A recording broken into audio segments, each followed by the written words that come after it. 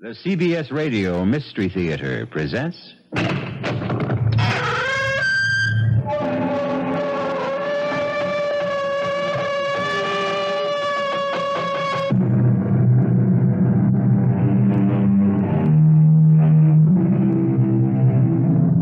Come in. Welcome. I'm E.G. Marshall. You're just in time to join me on another journey through that uncharted, limitless, mysterious world of your own imagination. It has been said that a man who tries to please two women satisfies neither and succeeds only in vexing himself. So many men have heard of this most prudent and profitable advice. Indeed, they acknowledge it. They agree with it. They even respect it. Why don't they follow it?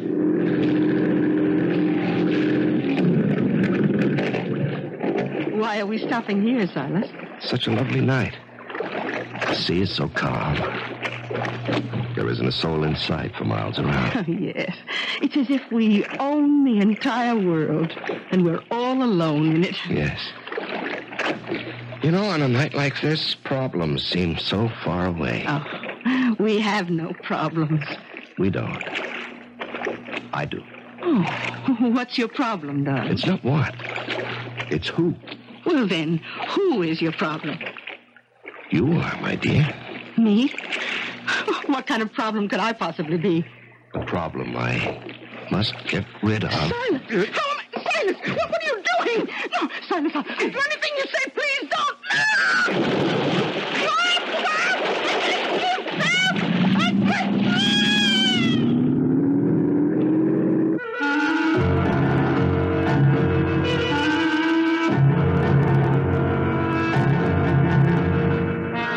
Our mystery drama, Too Many Women Can Kill You, was written especially for the Mystery Theater by Sam Dann and stars Larry Haines. It is sponsored in part by New Sugar-Free Diet 7-Up and Buick Motor Division. I'll be back shortly with Act One.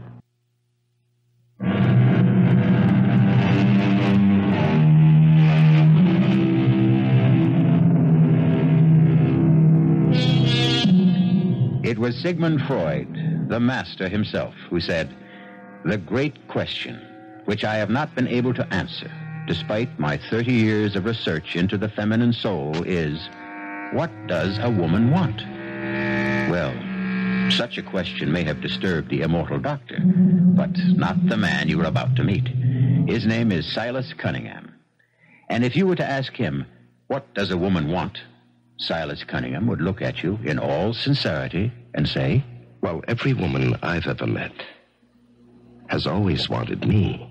And it's evidently true, because there is one woman who wants Silas forever, even after she's dead. Go in with her now, Silas. Is she better, Doctor? No. But Dr. Pearson... Go see her now, while you can.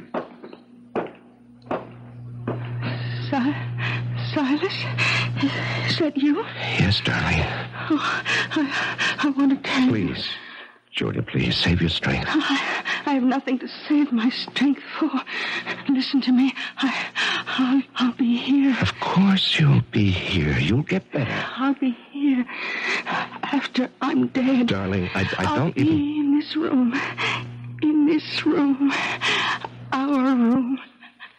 I love it so much. Yes, darling. Oh, no one will see me, but you'll see me. Yes, dear. No one will hear me, but you'll hear me. You believe that, don't you? Don't you? Yes, I believe it. Oh, darling, we love each other so much. We will not... We refuse to be parted, even by death. Oh, hold my hand. My darling Julia. I'll come back to you, Silas. I'll never leave you. I'll never leave you. Julia. Doctor Pearson.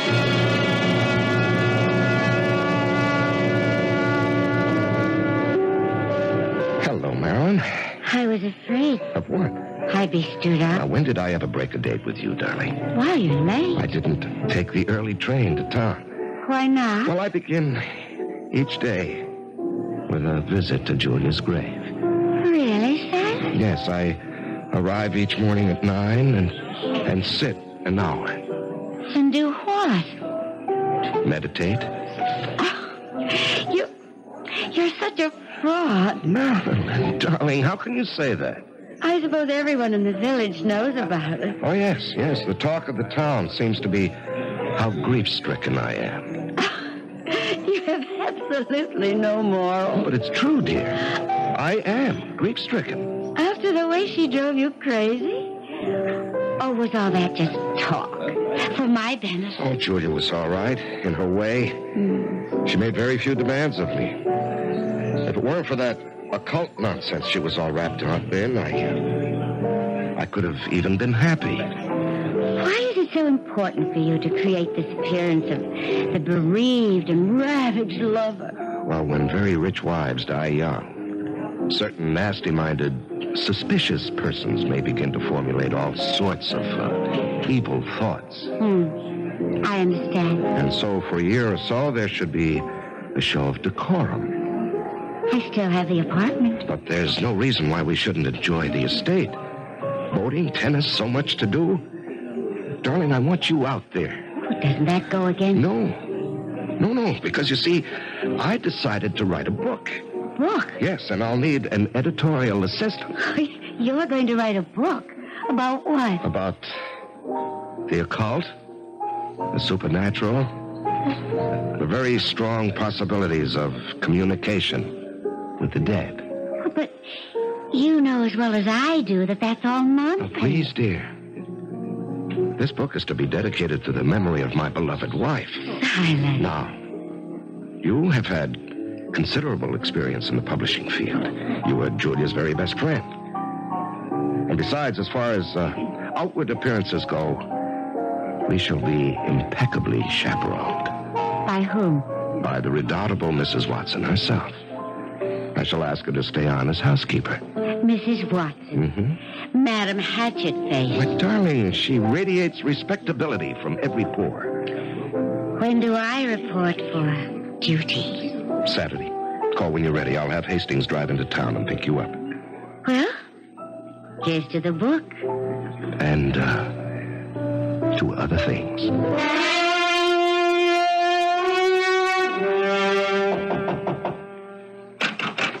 Mr. Cunningham, I brought you some nice hot tea. Oh, come now. You must have something. Oh, look, I know how you feel. Everyone knew. It was a real love match, you and that wonderful lady, rest her soul. But would Julia Cunningham want you to despair like this? Thank you, Mrs. Watson. What would I do without you? Good evening, Silas. Oh, Dr. Pearson. You want to fetch me a cup of that tea, Miss Watson? Yes, Doctor. Thank you. Mrs. Watson says you don't eat. Thought I'd stop by to see if you're all right. Oh, I'm fine. I'm worried about you. Me? Your marriage was something special, Silas. Well, every marriage is special. You and Julia. No two people ever seem to be more close, more content, more in love. She was everything to me, Doctor. Everything. In a marriage like yours, when one partner goes, well, sometimes the other one loses all interest in life. Now, don't let it happen to you, Silas. Well, I don't care much about anything right now, Doctor. Now, get hold of yourself. Don't let your mind wander. Don't shut yourself away. Life must go on. And it can be quite a life for you. She came into all her money last year. You know, I'd give every penny to bring her back. Yeah, you would. That's what worries me. What are you saying, Doctor? Julia was very much taken with the idea of being able to communicate with the dead. It was a very sincere belief. I'm sure you discussed it. Even decided that in the event one of you died, there'd be an attempt at communication from beyond the grave. Doctor, this is a very personal and private matter between Julia and me. I notice you say is instead of was. I'd rather we don't discuss it. In those final feverish moments, she talked about it. She said... I know what she said. She said her spirit would always be in her room. Doctor, why do you insist on... Because it's hokum. Sane, sensible people know these things simply can't happen, period. Well, don't you worry about it. I worry because in this world there are all sorts of unscrupulous confidence operators who prey upon vulnerable people. People like you. Well, I can take care of myself. Your tray, Dr. Pearson. Oh. Well, one thing's in your favor. Mrs. Watson's staying on, and she's the most level-headed person I know. Mrs. Watson, can I depend on you to keep Mr. Cunningham here out of trouble? Yes, Doctor, you can depend on it. And you can depend on me.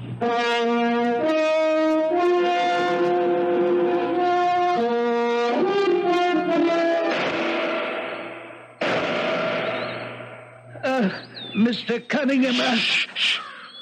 I've got a beat on him now. Oh, darn, I missed him again. Oh, well. It's too nice a day to hit anything anyhow. I just feel like making some noise in the woods. Mr. Cunningham... What is it, Hastings? I don't know. I gotta talk to you. I mean, I don't know what... Why don't you start at the beginning, Hastings? Yes, sir. Look, you know what's just happened to me, Mr. Cunningham? No. What happened? Well, I've been fired. Fired? Now, how could you be fired? That's what I can't figure. Well, who in the world could have fired you, Hastings? Old Lady Iron Pants. I mean, Mrs. Watson. Well, why? Well, I don't know. She comes up to me and she says, Hastings, you're finished. Here's your money. Get out of here. Just like that. Well, I don't understand why. Well, she figures with Mrs. Cunningham passed away, she can rule the roost, you know what I mean? She's always had it in for me anyhow. Why, Hastings? Well, I guess I'd pop off about her. Pop off? How? Well, I was only kidding, but it was about sex. Sex? Oh, come on now, Hastings. Why would anyone talk that way with Mrs. Watson? Why, she must be at least. Yeah? How old do you think she is? Well, late 50s, even 60, maybe over. Next time, take a good look. She ain't even 40 yet. And she's been a widow 18 years. Oh, well, I'm sure we can adjust the matter. Well, I told her to go soak her head. I told her, Mr. Cunningham hired me. Therefore, only Mr. Cunningham can fire me. Is that right? Yes, Hastings. That's right. Now, you go back to the garage. You'll have to go to the city this afternoon.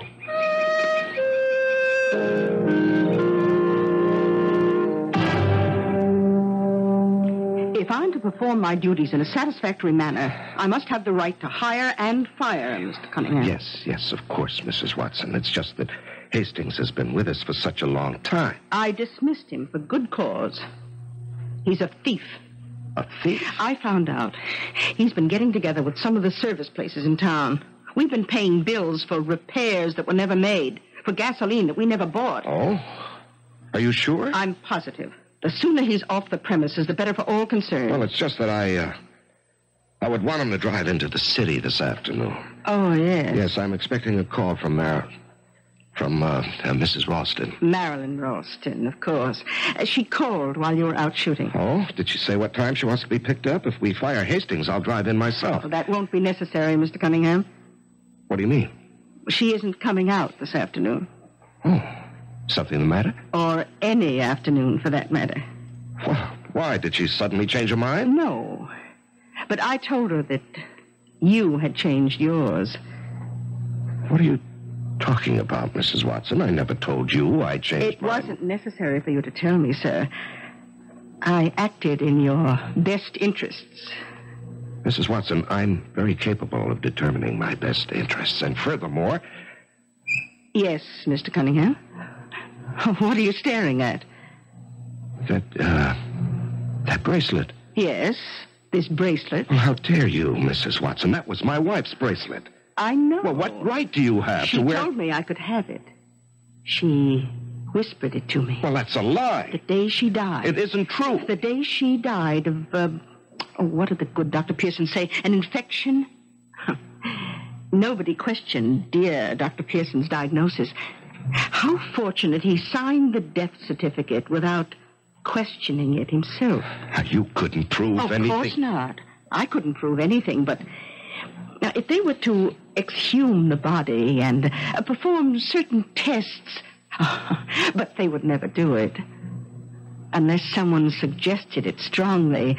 And as of right now, I don't plan to suggest it.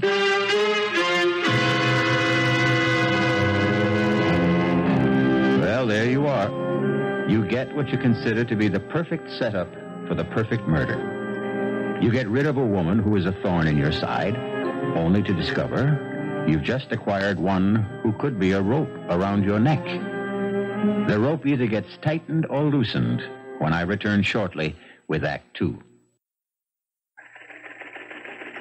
The WBBM News Time, 10:53. Temperature in Chicago, 82 degrees.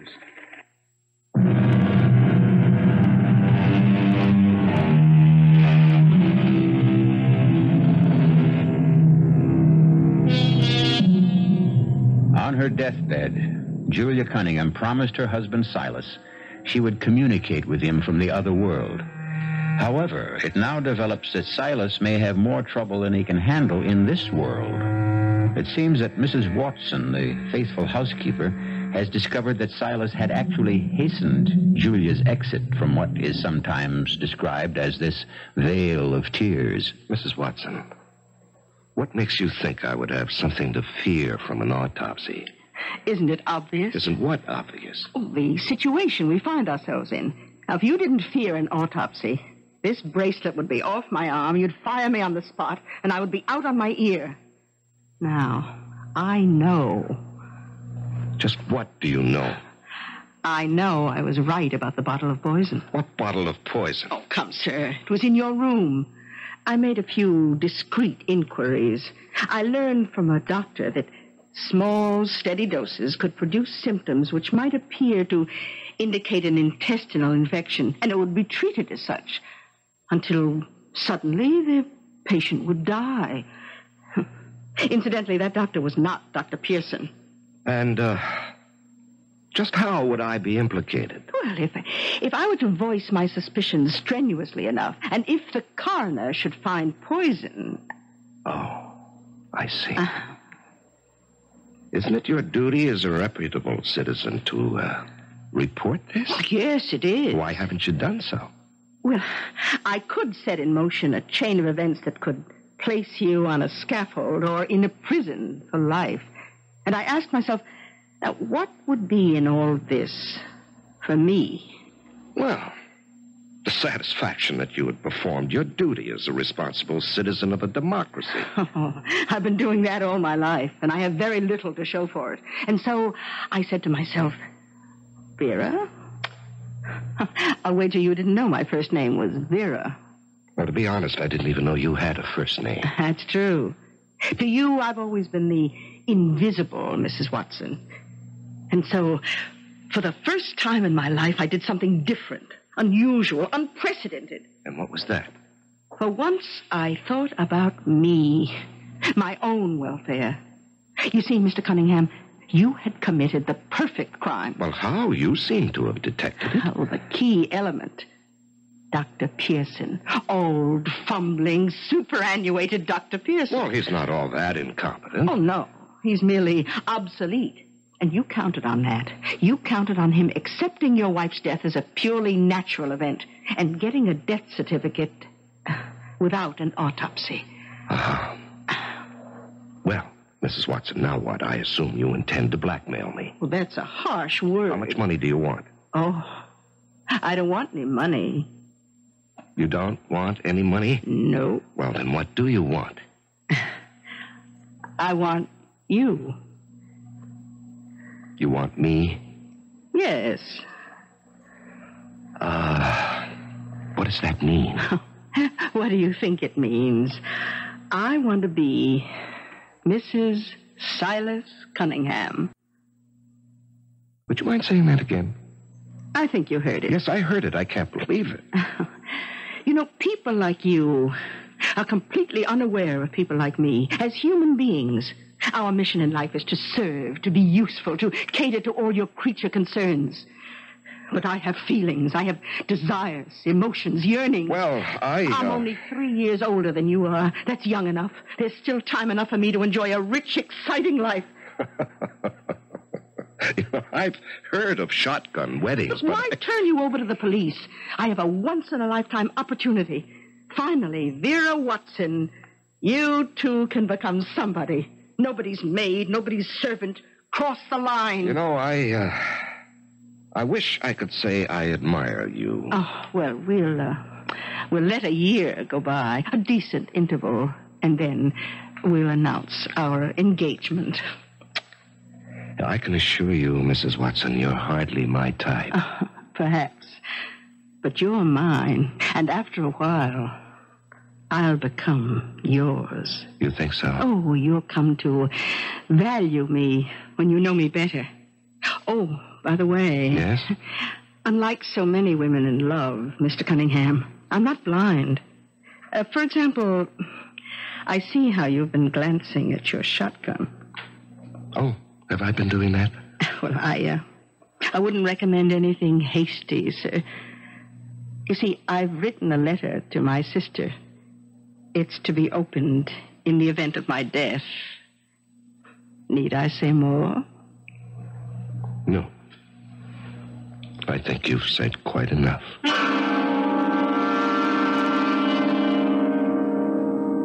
Darling. Silas? What? Oh, must have been dreaming. Silas? Who is that? Silas? Julia. I said I'd come back to our room. Julia. Silas. Darling, why did you kill me? Julia, I didn't. My darling, you mustn't lie to me. But Julia... I've come from such a long way. Don't lie to me. Julia, please. Why did you kill me? Julia, I didn't. Oh, Silas, it was for nothing. Julia, I didn't mean to. I must have been crazy. It was for nothing. Will you be better off with her? Will you kill her, too? Julia, please, will you listen to me? Will you kill her? Julia, I didn't know what I was doing. Silas, you'll have no rest, no peace until you kill her, too. Julia, please. Julia. Mr. Cunningham. I didn't mean to kill you, Julia. Be quiet. I didn't mean it, Julia. Shut up, sir. What are you doing in here? What did you slap me for? It's a good thing none of the servants sleep on this side of the house. You were having a nightmare. No, she was here. Julia was here. I heard her. Snap out of it. You don't understand. Can't you understand? You were screaming that you murdered her. All we need is for someone to hear that. But it was so real. Oh, look, you've got to get hold of yourself. Because if you don't, we're going to have a problem. Yes, you're right. Oh, well, at least you're beginning to see how much you need a woman like me. You must keep your sanity. And I can help you do it. Now, listen, No, please. not now. Now, you take this sleeping pill and get yourself some rest.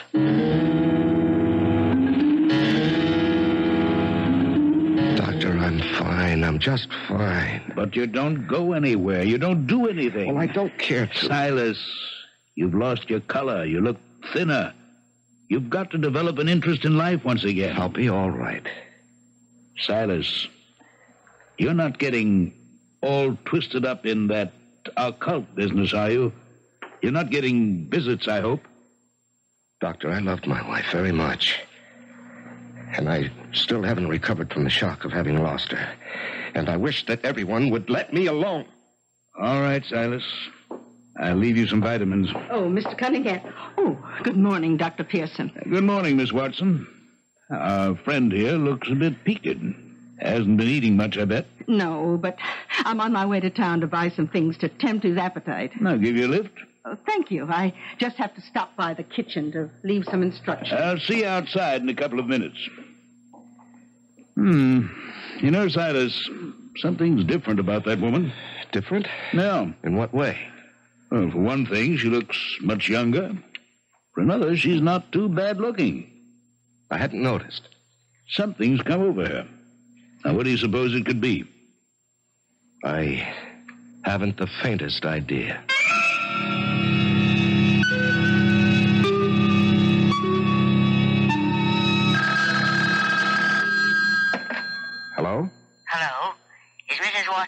please? No, I'm sorry. She's out.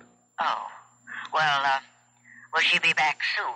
Well, it's hard to say. She's downtown shopping. Oh, could you take a message for her? Yes? I'm her sister Emma. It's about the letter. The letter? A couple of weeks ago, she gave me a letter, and she said I was to open it only in case she'll know which letter I mean. Yes. Well, tell her the letter's gone. Oh? I put it in a wooden box with some of my things, and we had a fire in the house, and everything's been destroyed. Oh, I see. So, I don't have the letter anymore. And if it was very important, she'd better send me another one. Would you tell her that? Yes, certainly. Thank you. Don't mention that.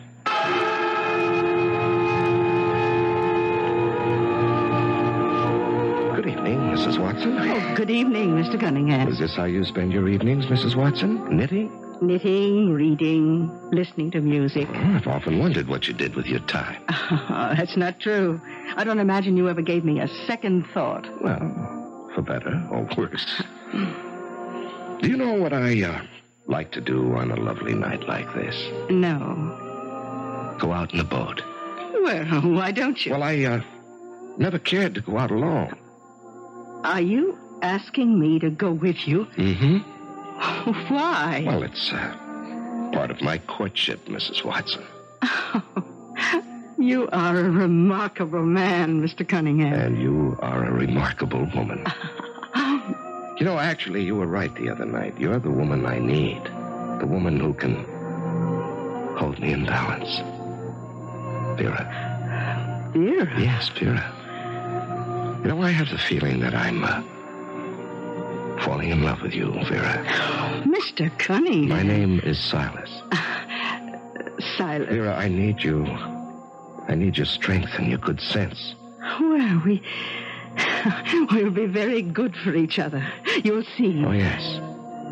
Yes, you'll supply the common sense and I'll supply the romance. Now, how about that boat ride?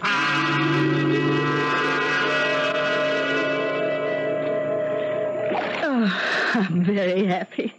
Oh, Silas, life is so unpredictable, isn't it? Yes, that's the one thing you can say for sure. A month ago, who would believe that you and I would be drifting along out here, close together? You know, it's getting a bit late. Oh, do we have to go back in now? Well, we better. The breeze is freshening. We may be in for a gale. You wouldn't want to be blown out to sea, would you? Oh, no. Well, we must do this more often. Silas. Yes. Son, where are we headed? I mean, we're not going toward shore. That's right. But you said that... What did I say? Well, that it was time to go home. I'm going home.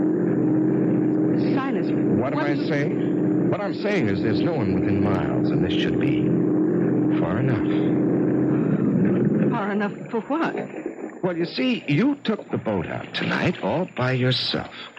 And I guess you fell overboard. Silas! And here you go. No, you must have forgotten my letters to my sister. Don't! Silas! I can't swim! Yes, I know. I can't help! Silas! Oh, help! I forgot to tell you. You had a phone call from your sister. Help! I can't swim!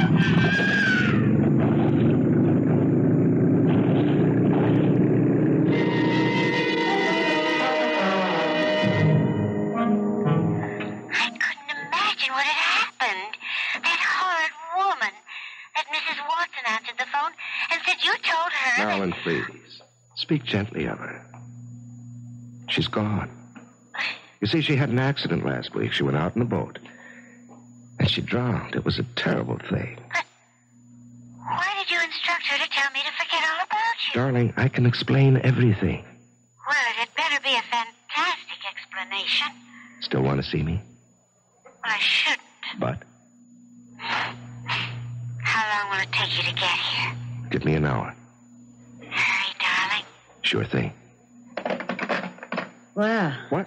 looks as if that poor girl's going to get stood up again. Well, who are you? Wouldn't be a good idea for the two of you to be seen together. Now, wait just 1 minute. What are you doing here? Who are you? How do you do, sir? I'm your new housekeeper. Now, see here. Let's cut this nonsense. I'm your new housekeeper for a very good reason. My name is Emma. Emma? You remember? Emma? Vera Watson's sister. Oh. Oh. And the reason I'm your new housekeeper is because I found the letter.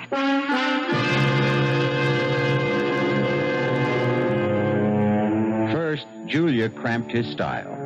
Goodbye, Julia. Then Vera Watson had him cornered. Goodbye, Vera. Now, here comes Emma. It never rains, it pours. What are we going to do about Emma? This will be the exclusive business of Act 3 when I return shortly. This is WBBM Chicago News Radio 78.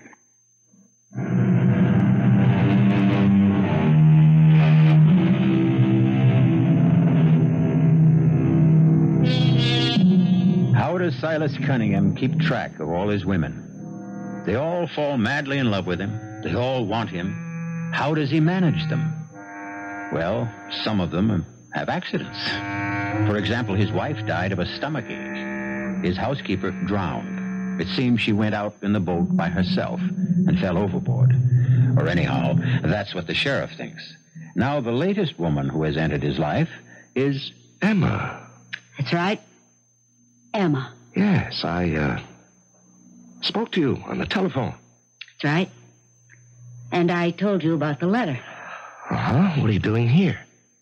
I didn't think there was anything to that letter. Well, there isn't. Oh, Silas. Silas. When I read that my poor sister, well, actually, she's my stepsister, had drowned. Well, you know, she shouldn't have gone out in that boat alone. Oh, she didn't go out in the boat alone, Silas. You went out in the boat with her. What did you do? Throw her overboard? Now, you can't prove that. I don't have to prove that. I still know about the other thing. All right, let's get this over with, huh? How much do you want? Oh, you don't catch on at all, Silas. What do you mean? I think you're kind of cute. Oh. Good. You know, you're obviously an intelligent woman. Why don't we make a settlement? What did you have in mind? Well, Before you tell me, let me tell you what I had in mind. I can marry you, then sue you for divorce and strip you clean. you know, you drive a hard bargain. You'd have been better off with Vera. I'd have been better off with Julia.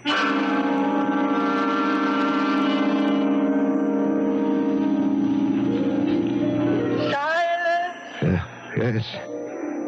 Yes? Silas, I'm here. Oh, no, go away. It's Julia, darling. What? It's me, Julia. What? Julia, please, what do you want of me? What do you want? Silas, darling. What do you want? I'm keeping our promise. We will not be parted by death. I killed you. It doesn't matter. Oh, Julia. Poor, foolish Silas. Oh, Julia. Love is immortal, invincible. Oh, Nothing can destroy love. Love lives forever. Julia, I was so stupid. I don't know what happened to me. It just keeps getting worse and worse for me. I know. You had to kill poor Mrs. Watson. Yes, and now I'll have to kill this horrible woman, Miss Emma. Yes, you must kill her before she destroys you. But how? How can I kill her, Julia? How? Darling, it's so simple. Think. How? Think. Tell me, Julia. Please tell me. The poison. The poison? Hide the bottle in her room and take a little bit yourself. Every day. Just as you did with me. But, Julia, you died. But you stop in time. Call the doctor. Complain. Tell him you think you're being poisoned. They'll discover the bottle in her room. Now, Julia, please, they'll think she was trying to poison me. Yes, darling. You see how simple it is? Well, why would she want to poison me? Why did Mrs. Watson want to poison me? Mrs. Watson? Watson, don't you see? Emma was finishing the job her sister started. I'm dead. Now they find poison in your system, the bottle in her room. Oh, Julia, please. My darling, Julia, please, my beloved, Julia. What's going on in here? Julia. Hey, snap out of it. You're having a bad dream. No, that was not a dream. Okay, have it your way. Now, don't you humor me. I saw her. She was right here. Oh, sure. She's keeping her promise. Her promise? Yes, she said she'd come back, and she told me how I could... She told me. It's wonderful. Oh, this is terrific. Keep it up. Keep what up? Oh, what you're doing now? And after we get married, I can have you put away in the nut house. No. She was right here. You can laugh all you like, but she was here. Oh, sure she was. And she was wearing a white dress with blue shoes and a green hat, and there were little men 7 inches tall with heads like pancakes. Shut up. What? And get out of here. Don't you dare insult the memory of my wife. You better be careful how you talk to me, Silas. Why? You know what I can do. Yes, but that's all you can do. All? I can put you on a scaffold. You do that, and you won't get 1 single cent. You're bluffing. Am I? Call it. Silas, honey, we're stuck with each other. Why not make the best of it?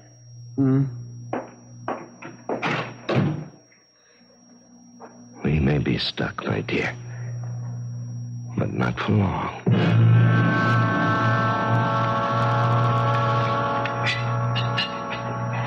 Good morning, Silas. Good morning. I hope you feel better today. I don't. Breakfast? No, just coffee. You haven't hardly eaten a thing for the last 3 days. You got me worried. Worried? Yeah, you're my meal ticket. I don't want anything to go wrong with you. Besides, as I said the first day I met you, you're cute. I don't think I'll have any more coffee either. What's the matter? Nothing. But it has to be something. Oh, well, I have these pains. What kind of pain? I don't know. Just pains. Oh, where? Everywhere. Well, do you want me to call a doctor? No, not yet. Not yet? What are you waiting for? I'm waiting for just exactly the right time. What do you mean by just exactly the right time? There's an exactly right time for everything. Now, I better go upstairs and lie down. Can you manage? No, I can manage. I can manage everything. Dr. Pearson? Doctor, this is Emma. Mr. Cunningham's housekeeper. What is it, Emma? Dr. Pearson, Mr. Cunningham's been sick the past 4 or 5 days. Sick? What do you mean? Well, he can't eat. He has pains. Looks kind of feverish to me. Why didn't he call me? I said to him, call the doctor. But he said he wanted to wait. Wait for what? Well, he said he wanted to wait for just exactly the right time. I'll be right there.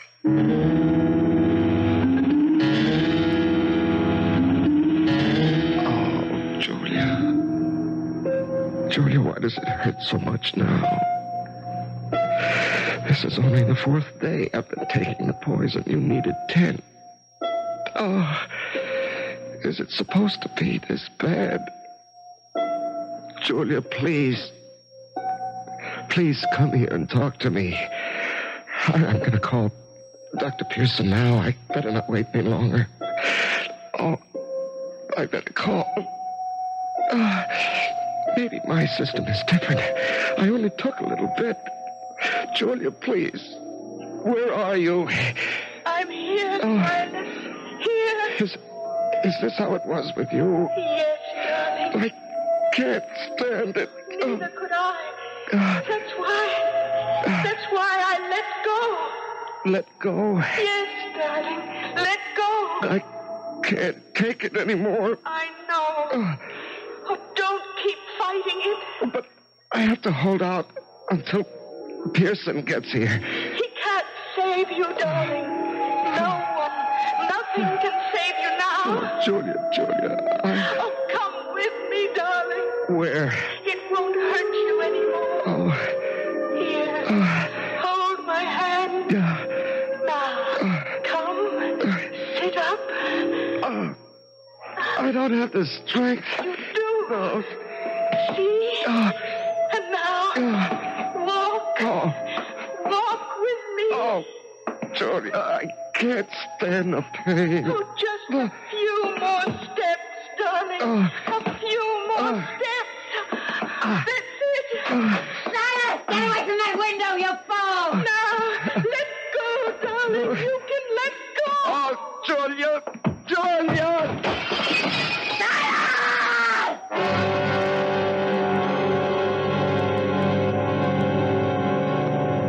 Well, Emma, it's obvious. What killed him was a skull fracture. He fell out of the window and hit his head on a rock. Poor Silas. What was he doing near the window, Emma? I don't know. Well, did he say anything? He just called Julia. Julia. Yes. Well, he simply never got over her death. I suppose he couldn't accept it. Julia. It was as if he could see her. Well, maybe it's for the best. There was really no living for him without her. You know that. Yes, Doctor. Never knew him even to look at another woman. Is that right, Doctor? A very unusual man. That's true, Doctor. He's the kind of exceptional person you meet so rarely in this world. All of us will be the poorer for his loss. You can say that again, Doctor.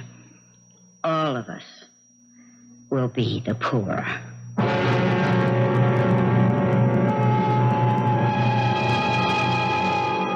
Well, you know what they say.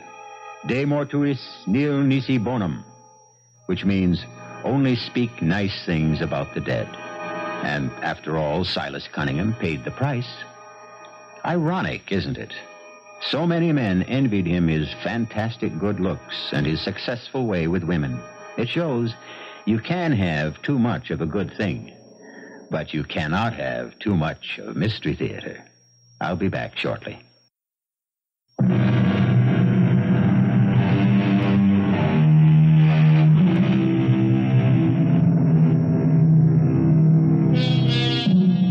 It's all perspective. To Dr. Pearson, Silas Cunningham was almost a saint. To Marilyn, he was a lovable rogue. To his wife, Julia, he was a sincere, devoted lover. To Vera, he was a killer. To Emma, he was a fool. Each of us is a combination of so many people. Have you ever tried to figure out your combination? It may unlock some hidden facets in your personality. On the Mystery Theater, we deal in hidden facets all the time. Try us again. Our cast included Larry Haines, Evie Juster, Bryna Raeburn, and Guy Sorel.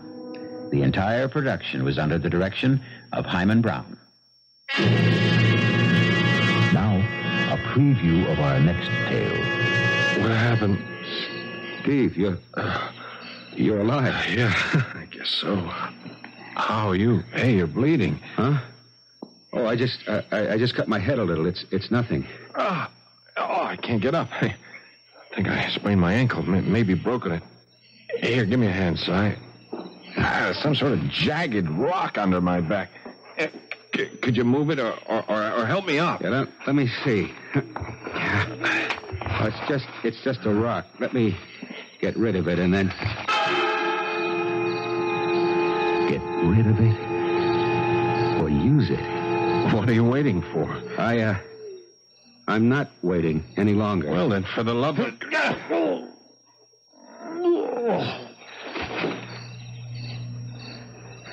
This time, you are dead. Radio Mystery Theater was sponsored in part by Anheuser-Busch Incorporated, Brewers of Budweiser. This is E.G. Marshall inviting you to return to our Mystery Theater for another adventure in the macabre. Until next time, pleasant dreams.